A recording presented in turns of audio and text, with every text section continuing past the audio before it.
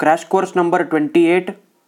ಮೊದಲನೇ ಪ್ರಶ್ನೆ, ಕೆಳಗಿನವುಗಳಲ್ಲಿ ಸಸ್ಯ ಜೀವಕೋಶದಲ್ಲಿ ಮಾತ್ರ ಕಂಡುಬರುವ ಅಂಗ ಯಾವುದು?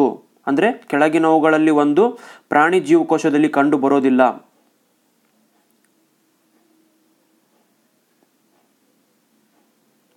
ಇದರ ಉತ್ತರ ಕ್ಲೋರೋಪ್ಲಾಸ್ಟ್.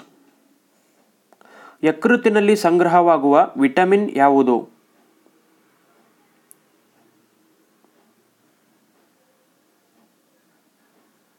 ಇದರ ಉತ್ತರ ವಿಟಮಿನ್ ಎ.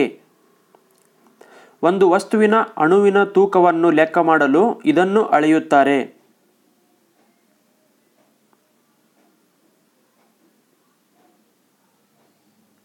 ಇದರ ಉತ್ತರ ಆವಿಯ ಒತ್ತಡ. ಕಲ್ಗೂರ್ಲಿ ಮತ್ತು ಕೂಲ್ಗಾಡಿ ಚಿನ್ನದ ಗಣಿಗಳಿಗೆ ಹೆಸರುವಾಸಿಯಾದ ಸ್ಥಳಗಳು ಇಲ್ಲಿವೆ.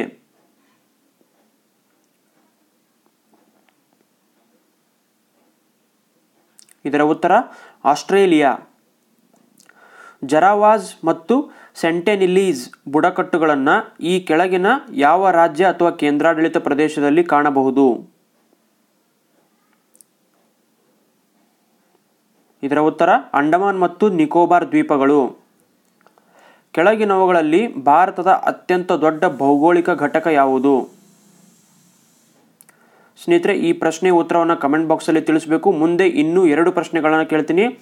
3 ಪ್ರಶ್ನೆಗಳಿಗೆ ಕಮೆಂಟ್ ಬಾಕ್ಸಲ್ಲಿ ಒಂದೇ ಕಮೆಂಟ್ನಲ್ಲಿ ಉತ್ತರವನ್ನು ತಿಳಿಸಬೇಕು. ಮುಂದಿನ ವಿಡಿಯೋದಲ್ಲಿ 3 ಜನರ ಸ್ಕ್ರೀನ್ಶಾಟನ್ನು ಮುಂದಿನ ವಿಡಿಯೋದಲ್ಲಿ ಪಬ್ಲಿಷ್ ಮಾಡಲಾಗುವುದು. ಕೊಡೈ ಕೆನಾಲ್ ಇಲ್ಲಿದೆ. ಈ ಪ್ರಶ್ನೆ ಉತ್ತರವನ್ನು ಕೂಡ ಕಮೆಂಟ್ ಬಾಕ್ಸಲ್ಲಿ ತಿಳಿಸಬೇಕು. 1.50 ಅಂದರೆ 1.5 ಲಕ್ಷ ಟನ್ಗಳಷ್ಟು ಯುರೇನಿಯಂನ ವಿಶ್ವದ ಅತಿ ದೊಡ್ಡ ಮೀಸಲು ಪ್ರದೇಶಗಳಲ್ಲಿ ಒಂದಾಗಿದೆ ಎಂದು ಪರಿಗಣಿಸಲ್ಪಡುವ ತುಮ್ಮಲಪಲ್ಲಿ ಗಣಿ ಈ ಕೆಳಗಿನ ಯಾವ ರಾಜ್ಯದಲ್ಲಿದೆ?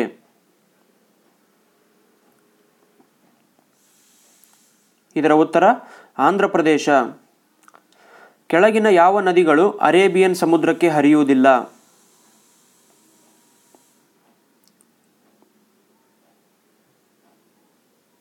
ಇದರ ಉತ್ತರ ತುಂಗಭದ್ರಾ ನದಿ.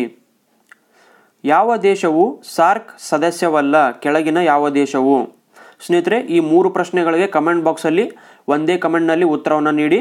ಟಾಪ್ 3 ಜನರ ಹೆಸರನ್ನು ಮುಂದಿನ ವಿಡಿಯೋದಲ್ಲಿ ಪಬ್ಲಿಷ್ ಮಾಡಲಾಗುವುದು. ಸ್ನೇಹಿತರೆ, ಹಿಂದಿನ ವಿಡಿಯೋದಲ್ಲಿ ಯಾರು ಕರೆಕ್ಟಾಗಿ ಉತ್ತರವನ್ನು ಕೊಟ್ಟಿದ್ದಾರೆ ಅಂದರೆ, 1ನೇ ಕ್ವಶನನ್ನು ಏನು ಕೇಳಲಾಗಿತ್ತಂದರೆ ಅತಿ ಹೆಚ್ಚು ಲವಣಾಂಶವನ್ನು ಹೊಂದಿರುವ ಸಾಗರ ಅಥವಾ ಮಹಾಸಾಗರ ಯಾವುದು ಅಂತ ಕೇಳಿದ್ವಿ. ಅದರ ಸರಿಯಾದ ಉತ್ತರ ಅಟ್ಲಾಂಟಿಕ್ ಮಹಾಸಾಗರ. ಹಾಗೂ ಇನ್ನೊಂದು ಪ್ರಶ್ನೆ, ಕಾನ್ಸ್ಟಾಂಟಿನೋಪಲ್ ನಗರವನ್ನು ಆಟೋಮನ್ ತುರ್ಕರು ಯಾವಾಗ ವಶಪಡಿಸಿಕೊಂಡ್ರು ಅಂತ ಕೇಳಿದ್ವಿ. ಅದು ಕ್ರಿಸ್ತಶಕ 1453ರಲ್ಲಿ. ಇಲ್ಲಿ ಟಾಪ್ 3 ಜನರಂದರೆ ಸೋಮಶಂಕರ್ ವಾರಿಯವರು ಕೂಡ ಸರಿಯಾಗಿ ಉತ್ತರ ಕೊಟ್ಟಿದ್ದಾರೆ. ಮಲ್ಲಿಕಾರ್ಜುನ ಅರ್ಜುನ್ ಅನ್ನೋರು ಕೂಡ ಕರೆಕ್ಟಾಗಿ ಉತ್ತರ ಕೊಟ್ಟಿದ್ದಾರೆ. ಅನ್ನಪೂರ್ಣ ಡೊಳ್ಳಿನ್ ಅನ್ನೋರು ಕೂಡ ಸರಿಯಾಗಿ ಉತ್ತರ ಕೊಟ್ಟಿದ್ದಾರೆ. ಈ ವಿಡಿಯೋದಲ್ಲಿ ಕೇಳಲಾಗಿರುವಂಥ 3 ಪ್ರಶ್ನೆಗಳಿಗೆ ಒಂದೇ ಕಮೆಂಟ್ನಲ್ಲಿ ಉತ್ತರವನ್ನು ತಿಳಿಸಿ. ಧನ್ಯವಾದ.